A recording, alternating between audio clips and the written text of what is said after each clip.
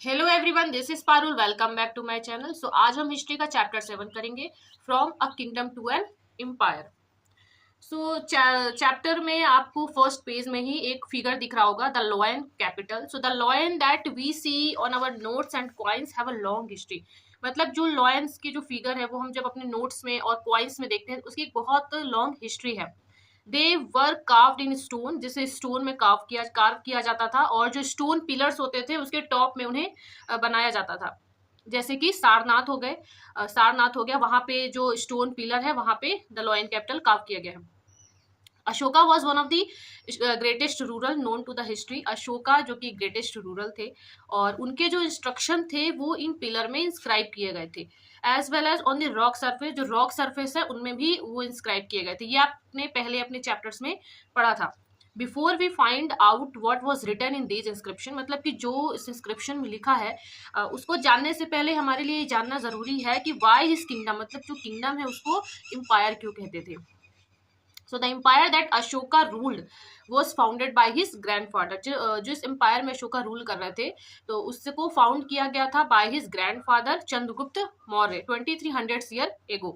Chandragupta was supported by the wise man, मतलब एक बुद्धिमान थे, उनके द्वारा उन्हें सपोर्ट किया गया था, जिनका नाम था चाणक्य और कौटिल्य। मेनी ऑफ चाणक्याज आइडियाज वो रिटर्न, जो चाणक्याज के जो आइडियाज थे वो कहाँ पे लिखे गए थे? अर्थशास्त्र में। There were several cities in the empire marked with black dots on the map. तो अगर आप देख रहे होगे तो जो मैप आपके बुक में दिया हुआ है, इसमें जो ब्लैक डॉट से आपको दिख रहा होगा, जैसे कि तक्षशिला, उज्जैन, पाटलिपुत्र, ये दिख रहे होंगे आपको।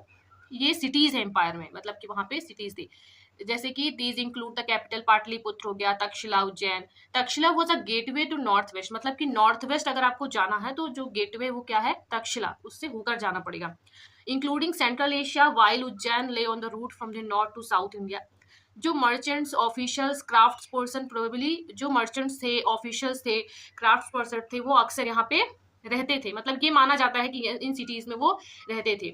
इन other areas there were village of farmers, और जो बाकी जो एरियाज हैं, जैसे ये जो सिटीज के ब्लैक डॉट्स दिए गए हैं, इनको ये माना जाता है कि यहाँ पे जो क्राफ्ट पर्सन थे और ऑफिशियल थे, मर्चेंट्स थे, वो रहते थे। और जो बाकी जो सिटीज थी वहां पे कौन रहते थे? फार्मर्स रहते थे, हर्डर्स रहते थे। In some areas, such as the central India, there were forests where people gathered forest produce and hunted animal for feed. कुछ एरिया जैसे कि जहाँ पे फॉरेस्ट है वहाँ पे लोग गैदर करते थे फूड्स को और हंट करते थे एनिमल्स को अपने खाने के लिए। People in different part of the empire spoke different language. तो अलग अलग जैसे पार्ट में जो लोग रहते थे वो एक अलग अलग डिफरेंट लैंग्वेज का यूज करते थे। और साइड पे आपको छोटा सा दिख रहा होगा लिखा हुआ कि the place where inscription of Ashok have been found are marked with red dot. तो आपके जो जो मैप है उसमें जो जो प्लेस रेड डॉट से बनी हुई है वो वहां पे अशोका के इंस्क्रिप्शन फाउंड हुए हैं। जैसे कि कांधार हो गया, मेरठ हो गया, लुम्बिनी हो गया, रामपुरवा हो गया, यहाँ पे उनके इंस्क्रिप्शंस मिले हैं। They probably are different kind of foods and वो डिफरेंट काइंड ऑफ लोग। अलग अलग तरह की लैंग्वेज भी बोलते थे, जो मतलब अलग अलग जो प्लेस में रहते थे वो अलग अलग तरह की लैंग्वेज भी बोलते थे। अलग अलग फूड मतलब कंज्यूम करते थे, अलग अलग तरह का उनका खाना होता था, अलग अलग तरह के कपड़े मतलब पहनते थे। So how are empire different from kingdom. तो अब यहाँ पे ये है कि एम्पायर जो है वो किंगडम से कैसे डिफरेंट है। So emperors need more resource than king because empire are larger than kingdom. So जो एम्परर होता है उसे ज्यादा रिसोर्सेज की जरूरत है, और किस रिसोर्सेज देन किंग, मतलब कि जो किंगडम है वहां पे जैसे जो किंग है उनसे ज्यादा रिसोर्सेज है इम्परर को जो कि एम्पायर में है। बिकॉज जो एम्पायर होता है वो किंगडम से बड़ा होता है, लार्ज होता है, and need to be protected by, और उसे जो बिग आर्मीज होती है उसके द्वारा उसे प्रोटेक्शन की जरूरत होती है। So also they need a large number of official who collect tax, और जो एम्पायर है वहां पे उन्हें लार्ज नंबर ऑफ ऑफिशियल्स की भी जरूरत पड़ती है जो कि टैक्स को कलेक्ट कर सके। Ruling the empire, as the empire was so large, मतलब कि जो एम्पायर होता है वो बहुत लार्ज होता है, वहाँ पे लार्ज आर्मीज की जरूरत होती है। डिफरेंट पार्ट वर रूल डिफरेंटली, इसीलिए जो उनके अलग अलग जो पार्ट्स होते हैं वो अलग अलग मतलब रूल किए जाते हैं। द एरिया अराउंड जो Pataliputra was under the direct control of the empire. जो पाटलिपुत्र के जो चारों मतलब ओर का जो एरिया है वो डायरेक्ट कंट्रोल किया जाता था एम्परर के द्वारा। This meant that officials were appointed to collect tax from the farmers herders, मतलब कि जो ऑफिशियल्स अपॉइंट किए जाते थे वो जो टैक्स कलेक्ट करते थे वो किससे करते थे? फार्मर से, हर्डर से, क्राफ्ट पर्सन से, ट्रेडर से, जो कि गांव में रहते थे और टाउन में रहते थे उस एरिया में। Officials also punished those who disobey the rural order, जो ऑफिशियल्स होते थे वो उन्हें पनिश भी कर सकते थे जो रूरल की बात ना माने। Many of these officials were given salaries, और जो ऑफिशियल्स होते थे उन्हें सैलरीज भी दी जाती थी।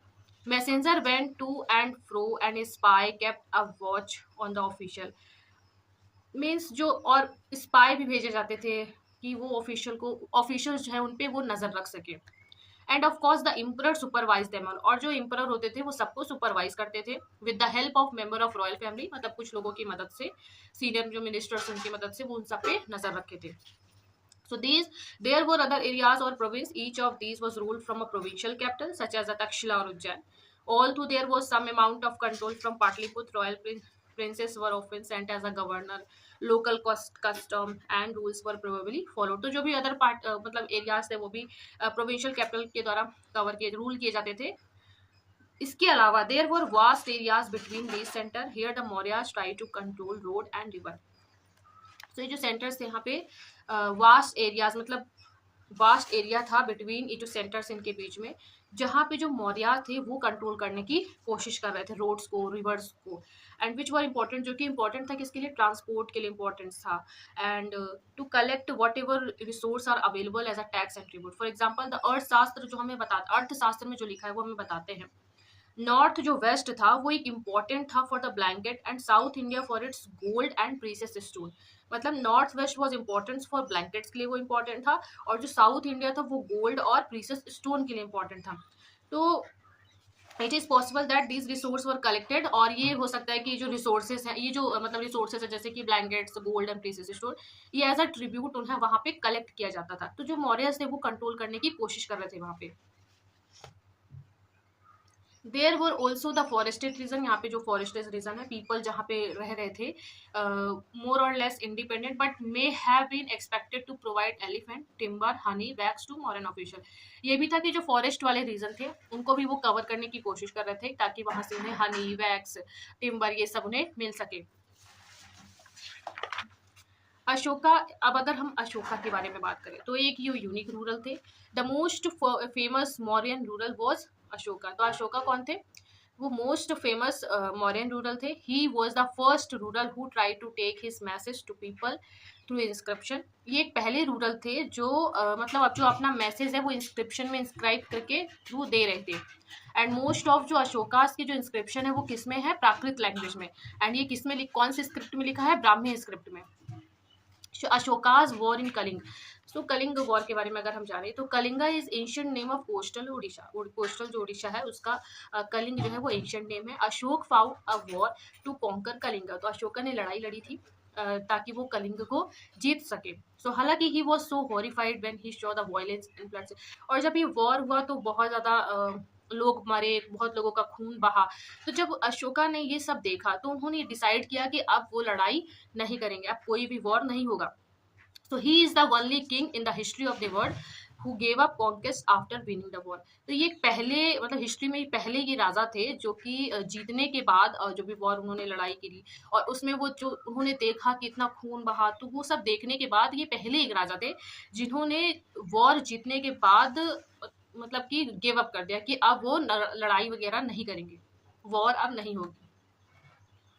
सो अगर हम अशोकास धम्म के बारे में बात करें, व्हाट वाज अशोकास धम्म, तो अशोकास धम्म जो है वो एक प्राकृत वर्ड है और इसी संस्कृत में हम धर्म कहते हैं।